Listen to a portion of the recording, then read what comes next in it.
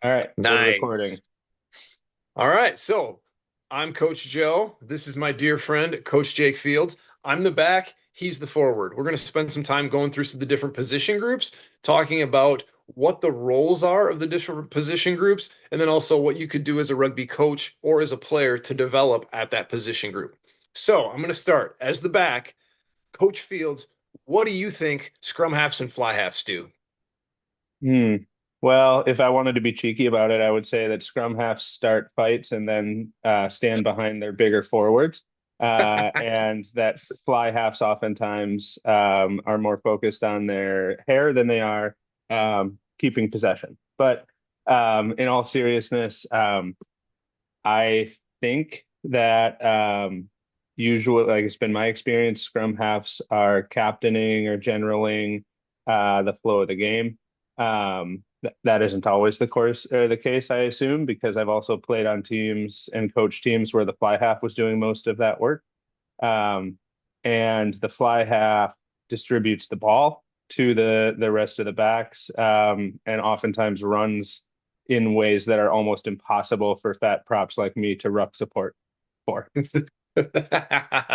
That's that was good cheekiness and there was some truth in it. And speaking of though, I played a lot of fly half and I don't have any hair anymore, so not Anymore. But sure. if you recall, we were friends when you had plenty of it. Fair enough. So I got my little list that I wrote down on notes before this. I would say I'm going to call them halfbacks. I'm going to talk halfbacks as a group, scrum half and fly half together, and then I'll talk a little individually. When I'm thinking about the role of a halfback, I'm thinking one, they've got to be able to lead in some capacity. They are the connectors between the backs and the forwards. Oftentimes, the scrum halves should be leading the forwards around the pitch a lot. We need to have a lot of communication from our halfbacks.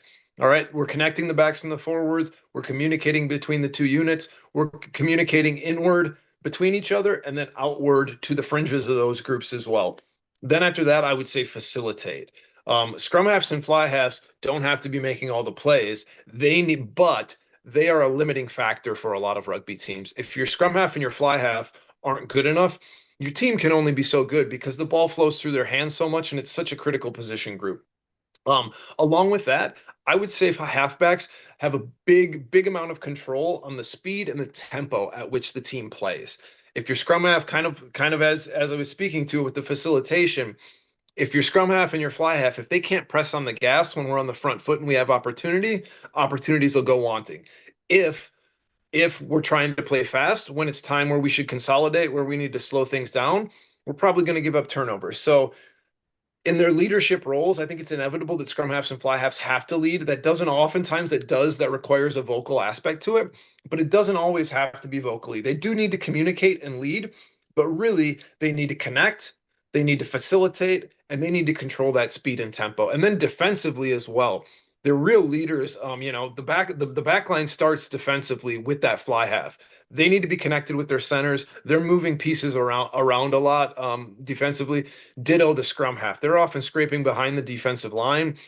They're making sure that forwards are folding around the ruck as necessary. They've got to be the extra ears and the eyes to the people who are locked into their individual job. Halfbacks always have a job that goes beyond themselves. A lot of positions on a rugby pitch, you can focus on just your job. As a halfback, you need to be concerned with a number of other people's jobs as well. And your role as a halfback is to bring the best out of them and help them do the best job at what they are doing as well at the same time. If I'm going to be more specific about the individual position groups, the scrum half touches the ball more than anyone. It's got to be someone who can pass. It's got to be someone who feels comfortable making decisions and passing.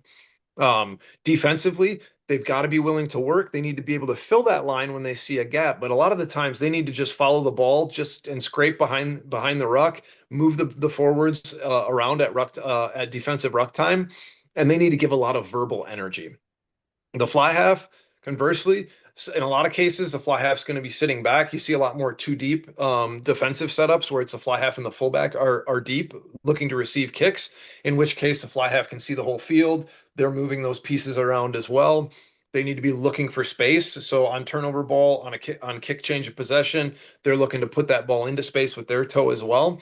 But vision and passing ability, I would say, are absolutely critical to both halfback positions.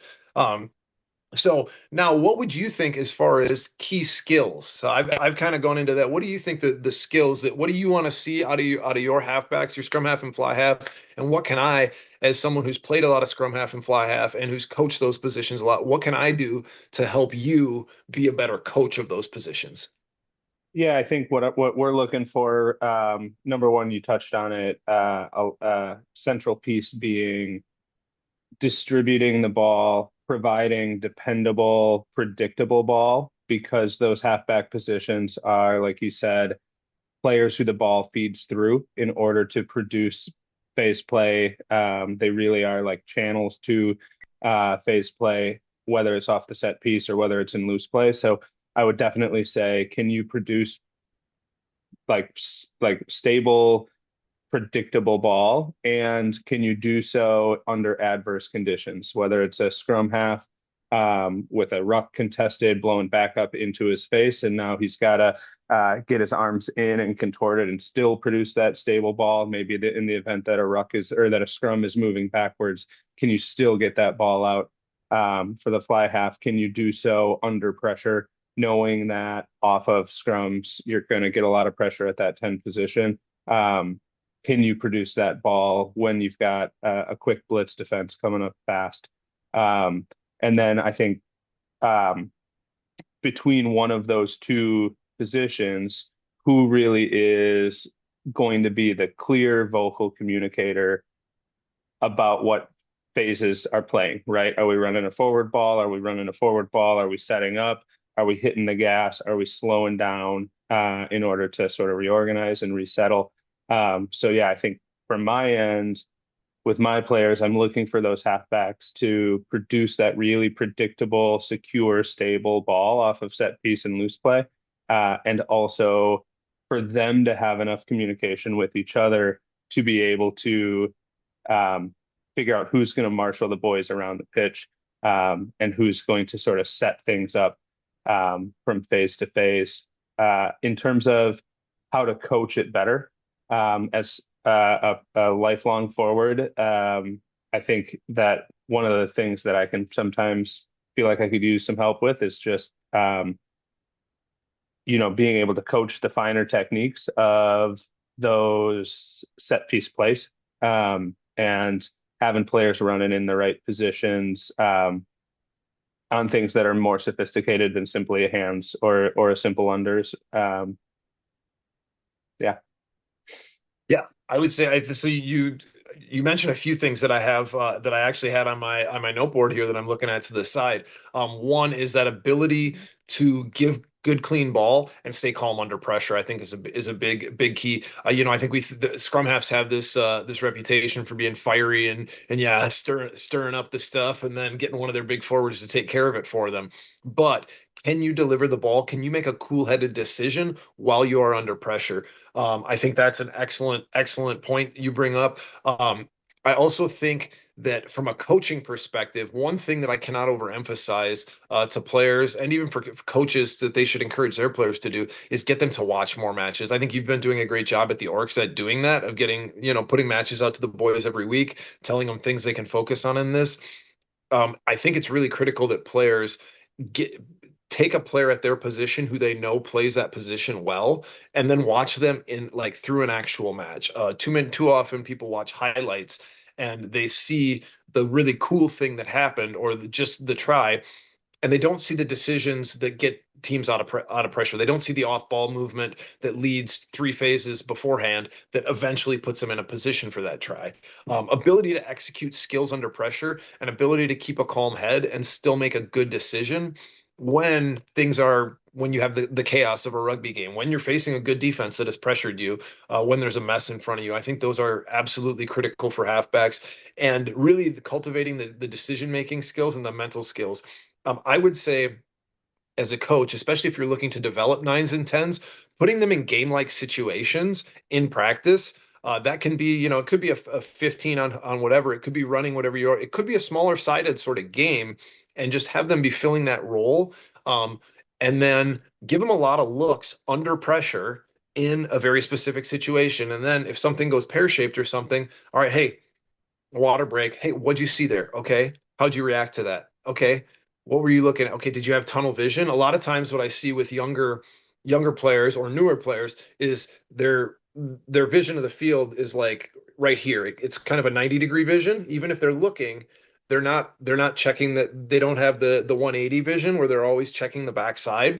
I think really getting halfbacks in particular to look to that backside when they have time and space, or for a scrum half as they approach the ruck. A few things I do as a coach is my little numbers trick where I'll stand back. I can do this defensively or in attack, where I'll stand back behind the defensive line if I'm trying to do this for the attackers, or behind the attacking line if I'm trying to do it for the defense. And I'll just periodically, every 5-10 seconds, I'll put up a number between 1 and 5 over my head. And what I'm looking for them to do is I want them, and I'm going to move myself around to kind of different positions. So they're always having to constantly be spatially aware and look away from like, the 90 degrees that they want to be zoned in on. Like, I know this is the play that's coming and we're going to run this play right here. I want to be doing things where I'm drawing them to just keep looking up and seeing that free space. And that'll translate into the game of like, oh yeah, the winger came up. We've got space back there for a kick. But I think putting halfbacks in under pressure situations, under training, there is no substitute for experience of those things. So from a game management, decision making, the psychological skills required for the positions, I think finding ways to make game-like situations in practice, and then put them under pressure, put them under pressure, put them under pressure. Did it go well? Did it not go well? Okay, when there's a free moment, when there's a water break, halfbacks take a little extra work, I would say. Because they touch the ball so much and they have such control over the tempo of the game and the decision making of the game. I really think if we're trying to develop them, they do need more one-on-one conversations than your flanker. You just tell them, hey, go make tackles, go hit the rucks, go carry hard, whatever. I do think halfbacks, there's a development process, and it's not something that most players pick up in a season or two. It's a process. You need a lot of games to really get super proficient and get next level skills at those positions. So anything you can do to get game like reps in training, and then I love it to the thing again. My trick is the numbers. You can do it with colored cones. Anything you can do to keep getting them to look up. I even do sometimes where you can give them math problems during a drill. So they're running a drill. You tell them ahead of time, and then you just randomly shout out, 3 times 2, and they're with the expectation, just like with the numbers. When I put the numbers up, I want them to say two. All right. If I give you a math problem, okay, you're doing the drill, you're executing the thing, but I'm making you think about a different thing, and so I'm making that other connection. And so you got to, when I say 2 times 3, you got to say it's 6. All right. It's taking you. It's just adding that extra variable. We're getting vision with the looking up thing. All right, we're throwing that extra mental variable, which halfbacks generally should be thinking a phase or two ahead of time. I think layering those things into your training can really help add that little bit of thing. And then there's an element of patience to it with halfbacks. Like, they really do need a lot of game situations, but the more you can mimic that in training, the better. To the skills, for fly half, you catch pass, catch pass, catch pass. They really cannot catch pass enough. I've been doing some of these silly little shorts where I'm playing with my rugby ball or like one-handed passing and stuff. A halfback can get a lot. Any rugby player can get a lot better with a ball just by tossing it around to themselves.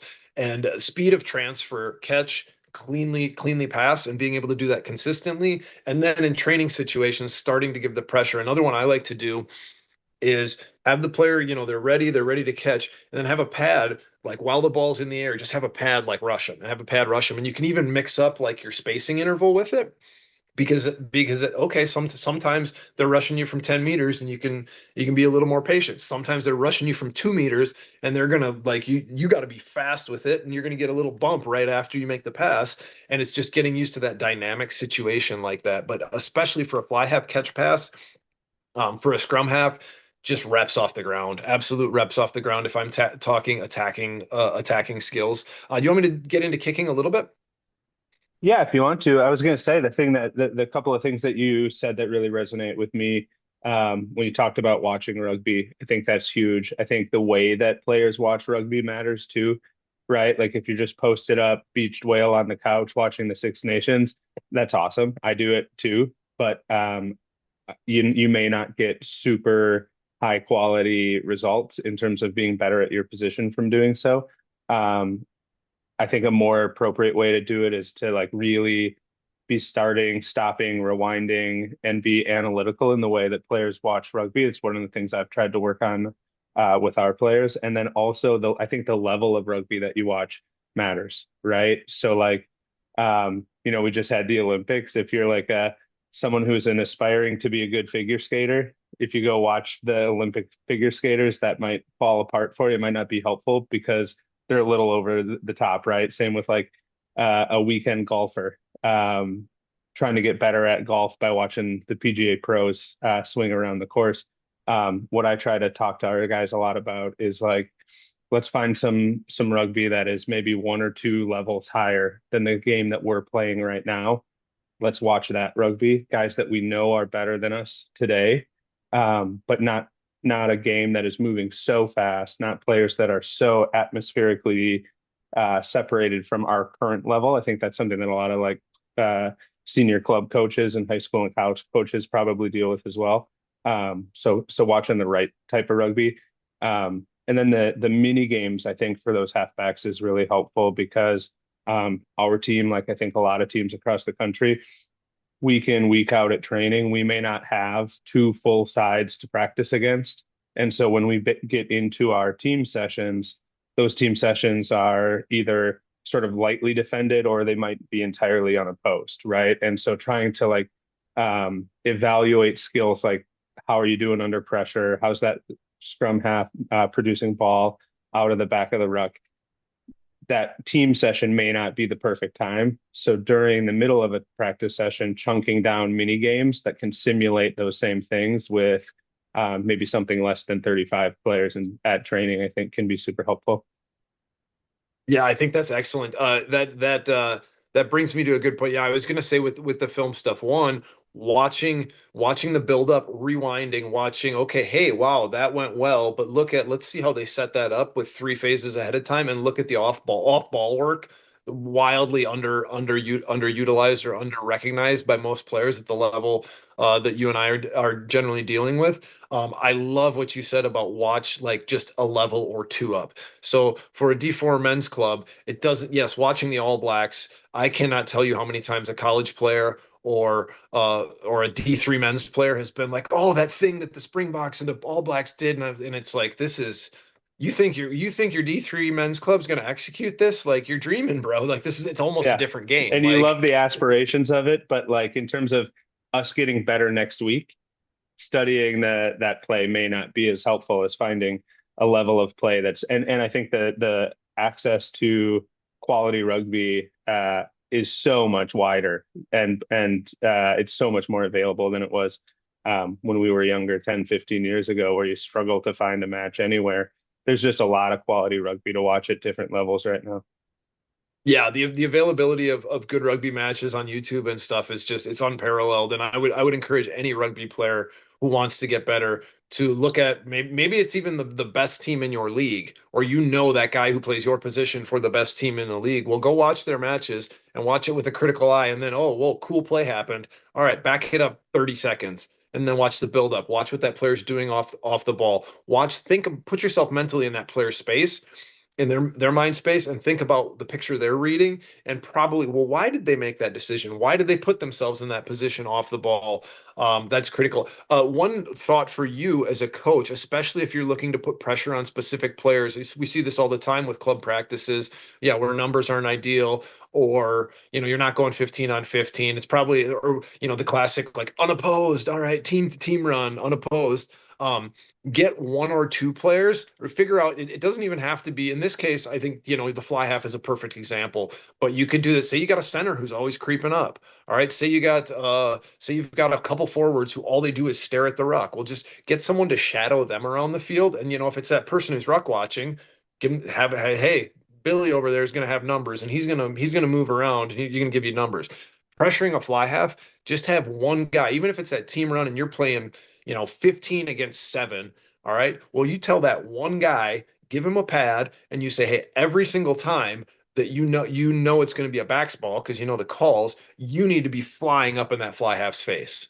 And so Yeah. put them, so yeah, maybe for the rest of the team, but that one position group, and especially such a critical position group like halfbacks, um, I really think there's a lot of value in putting a fly half under pressure and under pressure and under pressure and under pressure. And all of a sudden, you'll see they'll stop creeping up early. All right. They'll give themselves more space on their kicks, things like that. So you can gamify even your team stuff to put pressure on a specific position group or a specific player, like a fly half or a scrum half. For the scrum half, flip side, you just tell the one or two forwards who are not in that first side, you say, hey, when you see him going into that, like counter ruck, blow it up, try and get pressure back on him. You could even tell your attacking seal, your ruckers, hey, like let yourself get counter rucked. I'm trying to put a little pressure on him. Depends on where you are in the week and what you want to do, but gamifying that in a way, or tweaking what you're doing with that team run in a way that puts pressure on those guys, again, of course, as long as it's appropriate with what you're trying to get out of it. But I think putting very specific pressure on on halfbacks in particular in training situations is a great way to build to like push them to get better quicker, because anyone can just sit there with no pressure and catch and pass and make a call and all right, we're going to do this, and then again they get tunnel vision. They don't get used to all that extra pressure. Anything you can do constructively to put additional pressure on those halfbacks, in training, I think is really fantastic. Yeah. Yeah, I love it. I love it. Okay, are we um ready to kind of flip the script and talk about some front row stuff? well, I do want to talk defense on halfbacks first, and then we'll get to the front row. uh, Yeah, I love it. Chomping at the so bit. with the fly halves in particular, I think that one-on-one tackling ability and that ability to build the connection with either, so they're connecting generally loose forwards and that center group, and so making sure that they can really consistently pull those loose forwards with them. If they're good, I'm pretty good at this. Get the loose forwards to make my tackles for me, but then also to lead that really good defensive line, and then just make one-on-one tackles. Like, and any good team is going to have first phase situations where they're going to isolate the fly half and they're going to send somebody at him. So one-on-one tackling is absolutely critical. Also, a fly half, they need to be able to make that decision to come lead that line, come up good, and then when that second pass goes wide, getting really good at that push. So I mean, it's just like one step at a 45-degree angle, essentially, but being able to ready, ready, they're leading this verbally oftentimes. Hey, come here, with me, ready, ready, ready, shoot, launch, whatever the call is. And then as soon as that decision's made and that second pass goes, all right, I push off of that inside foot. I give a hard step to that outside. I don't just like, oh, he passed it, and then I stand up and drift. No, it's a hard push. And then I connect with that next level of player or out. So yeah, maybe the ball's gone two players out, but I need to be there in position for that inside cutback, or to even just fold around the ruck, whatever. With the scrum halves, that scraping behind the ruck, being willing to move those forward pieces around, and like, hey, no, Billy, fold, Billy, get to right, things like that, super critical. And at the same time, clean things up.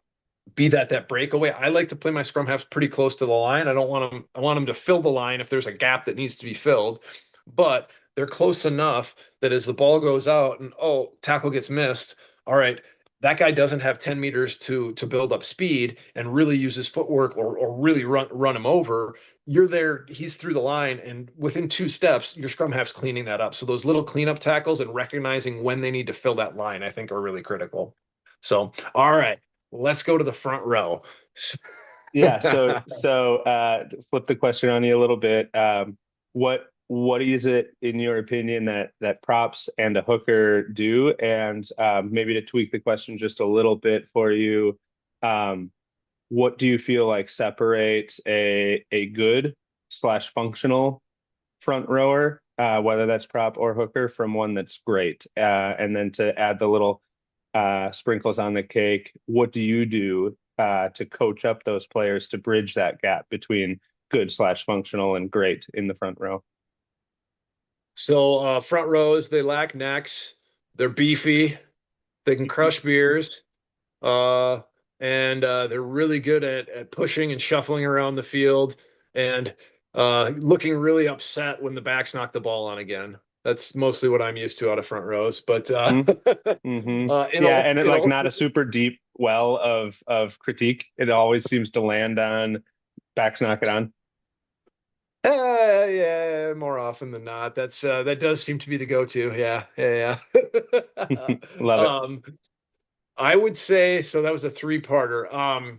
As a coach, so actually played in the last 10 years. I played a lot of sevens front row and quite a bit of tens front row. And I think I've became the way my coaching career has evolved. I've ended up becoming a forwards coach in the last about 5, 6 years. My last role at Iowa Central. So I think I got pretty by necessity as a player, and then kind of by necessity as a coach, got into the weeds on it. And I think I'm pretty functional.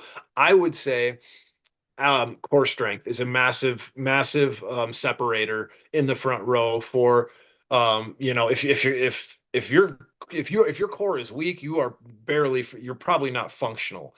If your core is solid, you're probably okay. If you got a rock solid core and foundation, what I call foundational strength, so like lower abs, upper hips, kind of that thick middle of the body, if you can do heavy compound lifts without wearing a belt and not hurt, like a really strong tight core and being able to brace that core well for an individual, I think is wildly important. I also think mobility in the shoulders, in particular, shoulder and hip mobility as far as physical attributes. If you can't move, you're going to get uncomfortable a lot easier when you have these dynamic situations where you're under pressure, especially when we're talking about the scrum. So core strength, mobility, actual functional mobility in the hips and the shoulders, I think. And then to bring it to the unit as a whole, I would say ability to work together and understand how each other works and how to work as a unit. Be that little angle we put on our push, be that how we bind and how we feel the tightest and the safest. And no, he likes because I have found different people, different hookers like you to bind different ways. And that's fair. I always say that in how I coach it is the hooker can tell everybody what to do because they're most vulnerable. They got no arms. All right. The props, they can tell everybody behind them what to do. The locks, they can tell the loose forwards what to do, and so on. And so we basically work out from the hooker as far as like, no, what if the hooker says the props, hey, bind on me this way, like, okay, bind on him that way and figure it out. Now, some of that I think is often, you need some training time to get used to one another and see what works and see what works for you as a unit. But when we move from the individual to the group aspect of it, I would definitely say that ability to work together to get the most effective outcome. So be able to channel our force as a unit and move in the same direction. Yeah, that's What huge. I think what, you what was you the, what was the third part there? I feel like I missed something you asked. Yeah, the third part was like you kind of touched on it. I asked what you thought separated a functional front rower from a great one, whether it was prop or hooker, and how you go about coaching your players to bridge the distance between functional and great.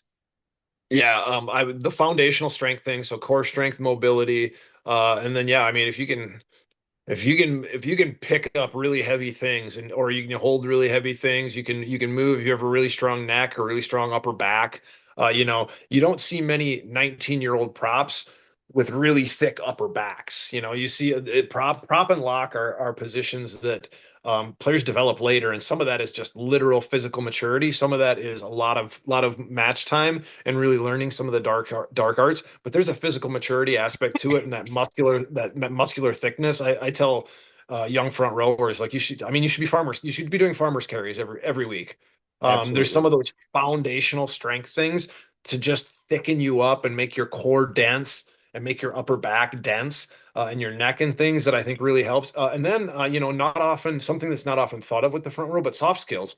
It's not the first thing you think of, but if I'm not saying I need a front row who's going to be throwing skip passes all over the field, but just that ability to have soft hands and to catch and pass and make a really nice, beautiful, crisp, quick transfer. That's like that, like X factor separation. And then with usually the hooker throws, I'm a big believer in then like just have the best, whoever's best at throwing. It doesn't have to be the hooker. If your hooker can't throw, if we can have someone else throw, have them throw. But soft skills, and for me, that's catch pass, and that is making sure we're capable as throwers. And then underrated, overlooked one is line out lifting. I feel like there's not a lot of.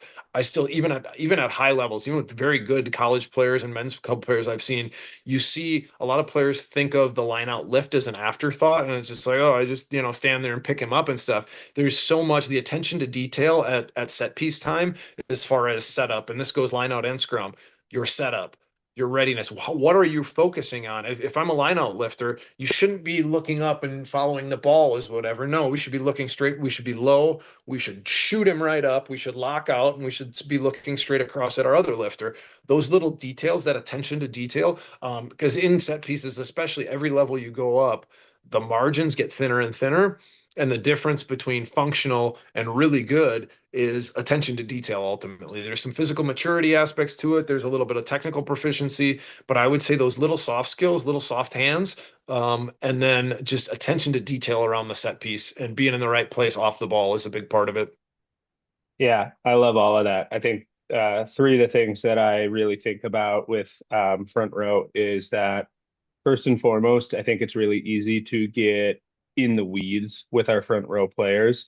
And so when I'm coaching front rowers, I like to start really like macro and then work my way to micro. I think sometimes we spend so much time with, especially with like inexperienced props and front rowers on the scrum and the like the intricacies and the fine details and accent strokes on the scrumming itself that we lose the like 40,000 foot view of what a great prop or a great front rower is.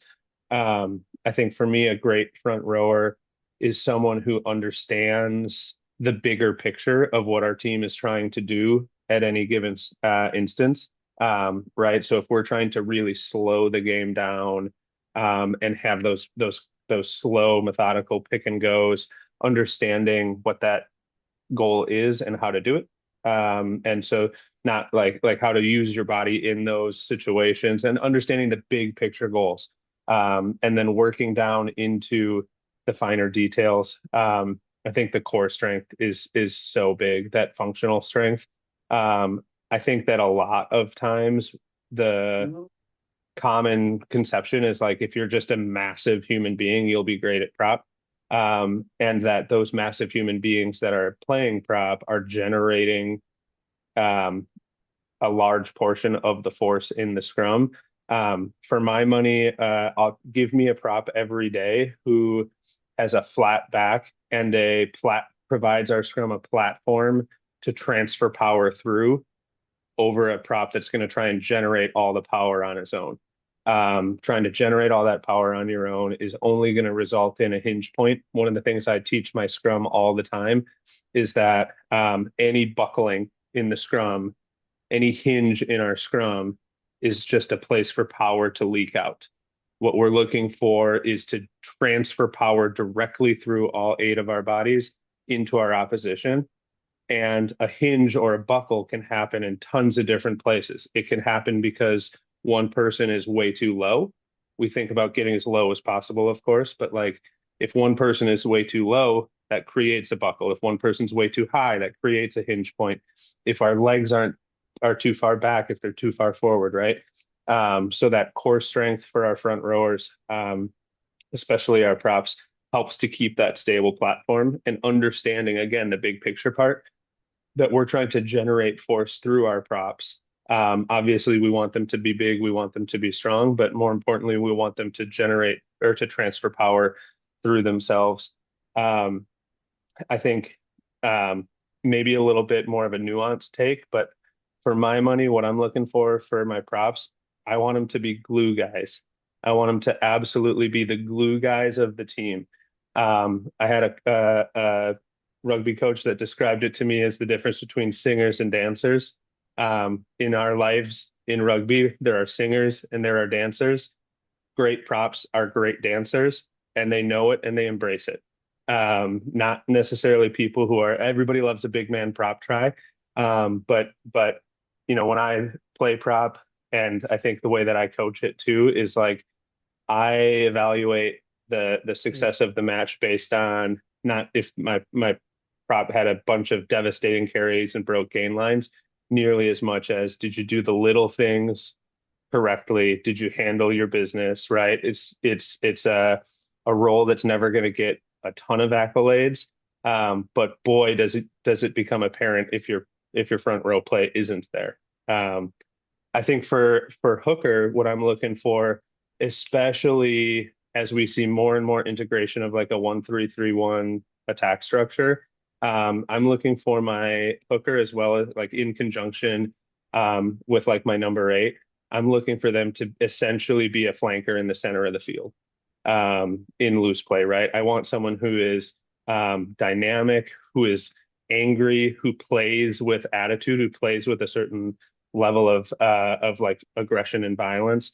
Whereas like, a lot of props you see maybe don't have that same like intrinsic threshold for aggression. A lot of them do, but I think sometimes you'll see those bigger guys not necessarily use their size with the same aggression. For my hookers, that's what I want. I want angry, obviously playing controlled, but I want angry and aggressive.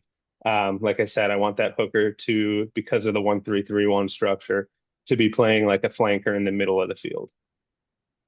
Yeah, that's an excellent point you bring up. Yeah, that's a good point. I think there's different ways, especially hooker is one of those positions where you can have a different style. Like maybe your best choice hooker is a really big dude and you're just going to put a beefy huge front row and he's going to be a pod guy. Maybe he's a little bit small, but he is like he's got fitness for days. He moves, he runs really well. He could probably, I see hookers all the time now who like they could play center if they needed to. And they love to bring the wood and they bring that attitude right there. I think like there's a few different ways you can play it. I love you framing the props as glue guys because that's 100%. Every team, it's a team sport like rugby. You need glue guys, and props and locks. I think of are like the glue guys. I also love how you talk about about transferring force, not necessarily that the front row has to generate it themselves. What do you find is helpful from what can a young front rower do on their own to improve and get better? I mentioned some of the physical stuff and some of the soft skills. What do you, as a grizzled front rower yourself, what would you recommend a young prop looking to get better do on their own time? Totally. Yeah. So if we can kind of take a look at it through like what to be doing in the gym, what to be doing off the pitch, and then what to be doing kind of on the pitch. In the gym, I think that we already kind of talked about it. The core strength can be kind of an afterthought, especially for our big front row boys who love their Olympic lifts, and maybe more specifically their slow moving Olympic lifts. Um, I think that focusing on power maybe rather than brute strength. And by power, I mean like not only like moving heavy things, but moving them explosively, obviously in a safe way. So like if you're going to be doing a bench day, let's talk about a slow descent on that bench with an explosive rise back up. If we're going to be doing some bar work, like I really do think that um, integrating some cleans or some sort of explosive hip movement for our props is helpful. I think it can get overlooked the extent to which an explosive hip drive is important in the scrum. If we're just leaning in and then trying to sort of deep squat our way out, Oh, even with the new scrum rules, I know that the gap is getting smaller and smaller and smaller, but there is still a gap to be won. And that gap to be like the way that gap gets won oftentimes is with an explosive hip pop. Not to mention just rucking and tackle, like all ruggers, I think have to have explosive hip movements if they really want to be dynamic. Um, Neck work, I think, is like something that we really don't talk about much at the like lower levels.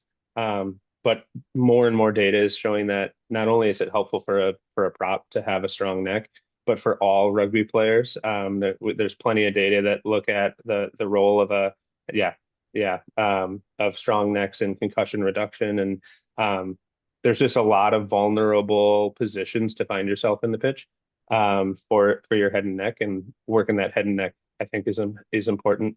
The cleans also super help with line out lifting, right? Love that you yeah. talked about line out lifting, and I think the real science and the art of line out lifting isn't being that front lifter, right? Especially not the very front lifter for the first pod who sort of just, in many cases, not all cases, but in many cases, sort of stands there and waits for the jumper to come to him and then does a power clean. But the rear lifter, the middle lifter, rear lifter uh, in our line out, who's got to move back and forth, and then still execute a high quality lift, and not binding on the shorts. I think being able to bind on the butt of the lifter and really get that height helps. And so some of the things I like to do, almost every club will have like a some sort of tackling dummy, and working our lifters on the tackling dummy. Just like I know it's like no weight whatsoever, but I'm really looking to see how low do they start their lift. Um, how synchronized can they be if they're coming from 3 to 5 meters apart, coming to that dummy and getting it in the air? How much do they lock out? Are they stepping together? And then can we sell it? Can we hold up? Bringing the lifter down as well, I think is an overlooked thing. We kind of just in some cases, just get them down as safely as possible and then sort of watch to see where the ball went, like you alluded to. But the ability to integrate a decent maul off of your line out is a huge advantage. And the way that we bring our lifter down in a maul situation starts that whole thing. Um, so yeah, I think then maybe a lot like scrum, like our halfbacks, game repetition, game repetition, or like we talked about mini games, but anything that you can do to increase the number of reps that a prop has or a front row has um, in live scrummaging. I know that the sleds are helpful. We use them all the time on our team as well. But man, there is absolutely nothing that can prepare you for a scrum better than a scrum, and a Yeah. scrum against other human beings, right? The sled is static. It doesn't wiggle. It doesn't shift back and forth. And most importantly, the pads on those scrum sleds aren't trying to bore their way into your sternum, right? And so having to like the live repetition, once we've established how to safely engage, I don't think that you can scrum enough, um, in terms of trying to get, and also like in the context of having someone there to like provide constructive feedback, right? So like good reps, and trying to maximize good reps, I think is hugely important. And then the last piece for me, Joe, is I know that a lot of college players, if they start in smaller clubs and then they work their way up, it can be a really long time before a prop, if they start in high school and they happen to have a back experienced coach as their head coach, or if they go to college and they have a player coach, right? The distance between when a player starts and when they can get some like specific scrum instruction can be really long. But man, having someone watch you scrum who knows how to do the job and provide that feedback. If players aren't, if they aren't getting that right now and they want to bridge the gap, I would say that's one of the biggest things to bridge the gap is to have someone who knows what goes on in the front row, watch them and provide that feedback. Because otherwise it's sort of just a show up and do your best, and like can sort of become sort of an afterthought, when we know that like stable and predict like routine, predictable, successful winning your own ball on your set pieces is so critical to any team being successful, and the front rowers really have to be experts at set pieces.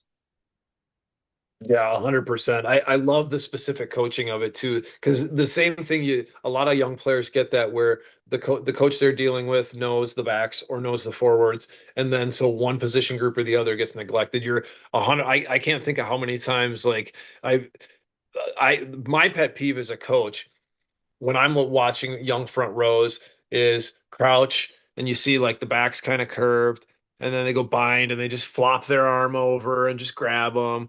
And then we set and then it's like they don't even think about what they're doing until they get set. And then it's like, and now I'm going to push him. And it's Hmm. like, if the guy across from you knows what he's doing, like you're cooked already. No, you should have upper back tension. Your setup should be consistent and good. There should be connection with you and everyone you're working with.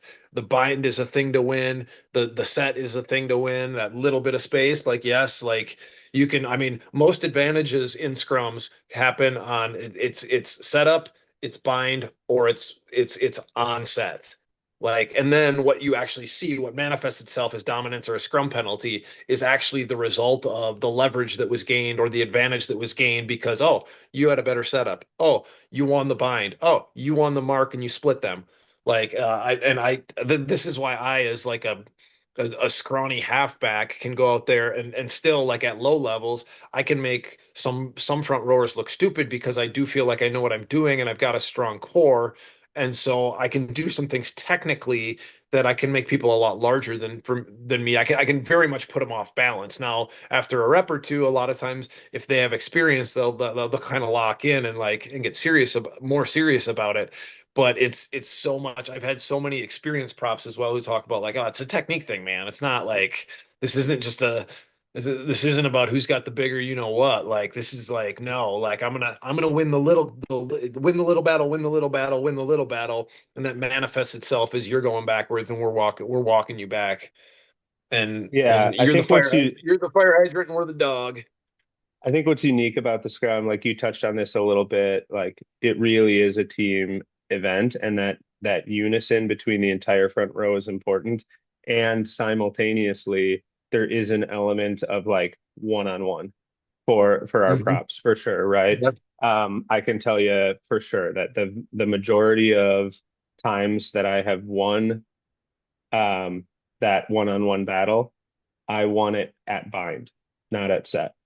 Right? It's Yep. because like, and you can tell, right? Like you can Yep. tell when you have the upper hand at bind, you're like, okay, we're rocking. And Mhm.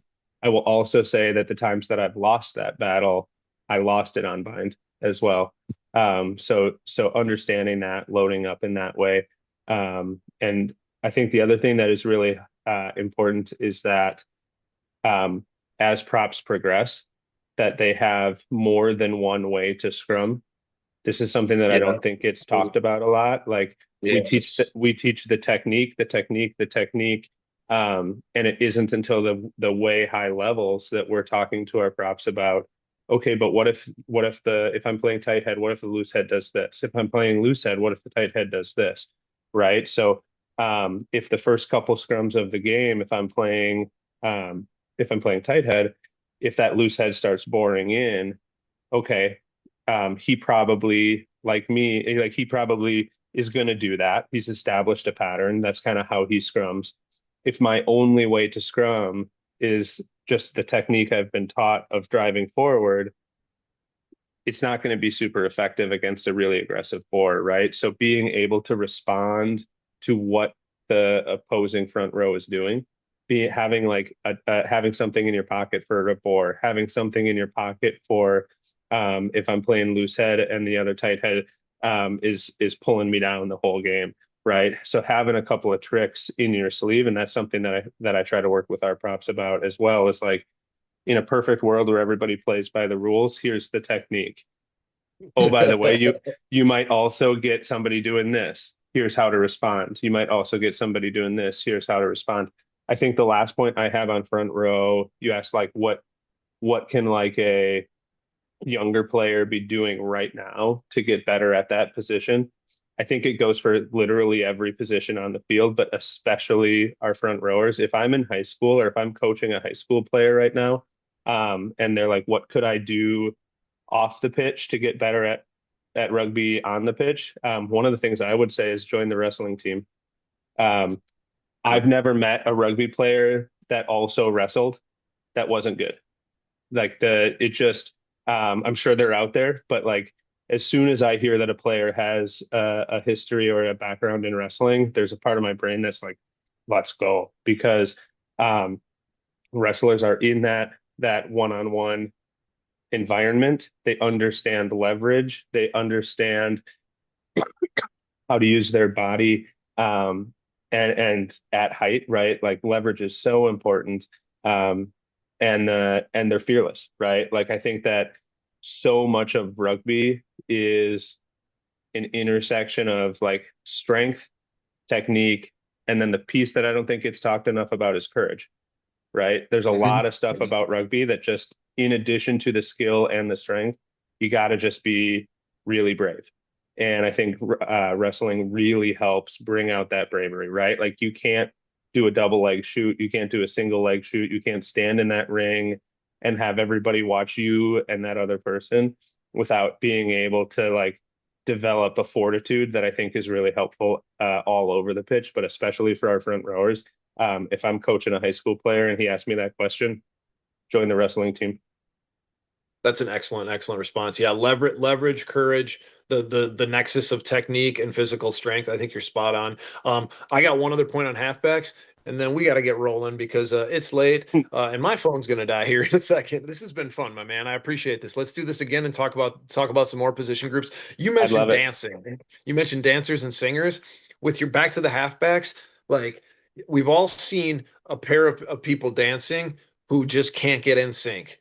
All right, your halfbacks, that's a pair. That is two ballroom dancers, and they need to be able to dance together. They're controlling tempo. If one's on this page and at this speed and the other one's on this speed and whatever, like get your 9 and your 10, get them to be able to dance together. It's better that they can dance together than that if one's a world-class dancer, and they're doing the mambo and the other one's a classic ballroom dancer and they're doing this, it's not going to work. I'd rather have them both be functional and be dancing the same steps and be a functional pair. So that's my last thing on halfbacks, man. This is fun.